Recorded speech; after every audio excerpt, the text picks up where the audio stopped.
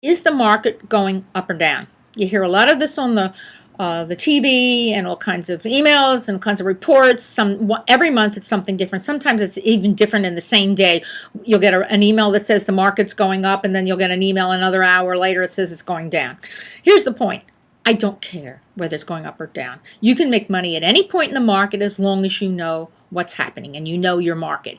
So the idea is to make sure that you are very clear on what's going on in your market and you know what to offer. Because if you can familiarize with yourself with a particular farm area and you know what 2-bedroom houses are selling for and what 3-bedroom houses are selling for, then you'll know what a deal is. There are plenty of people out there who definitely want to buy a property. True, it's harder, but as long as your house is adorable and it's nicer than the other props and it's priced properly, then you will sell it. I have bought and sold a couple of houses recently. I had no trouble selling them because they were very cute.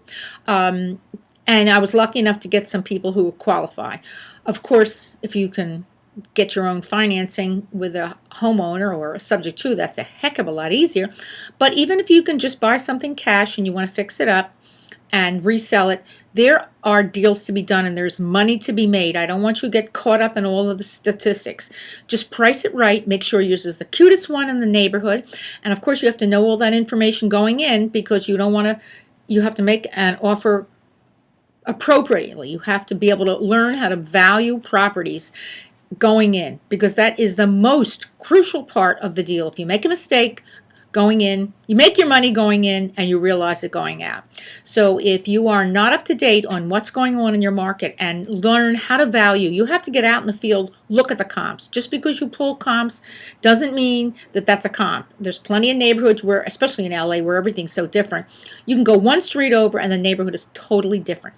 So what you do is you pull the comps, you look at ones that look similar in square footage in bedrooms and bathrooms, and then you go look at them. You stand in front of the subject house and take a picture of it and write down anything that you think is appropriate about it. Then you go and look at the comps. And hopefully you're choosing the higher comps first because you're hopeful that maybe yours can be sold for the highest price going in its totally perfect condition. So then you go to the highest one that's similar and you judge what's the neighborhood like. If the neighborhood is similar, it's an acceptable comp, and take pictures of everything.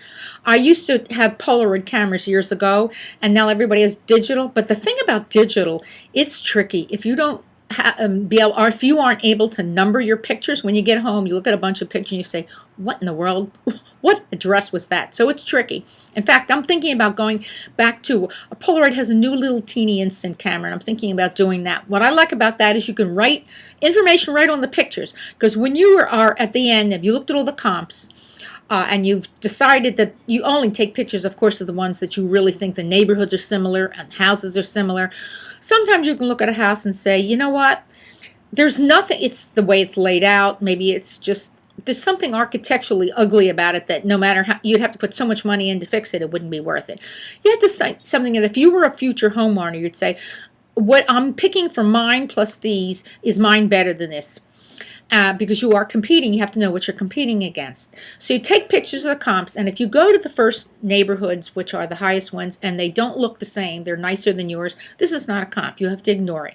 Then you go to the next one down as far as price and see if that, and then you keep going until you find the comps that are similar to yours.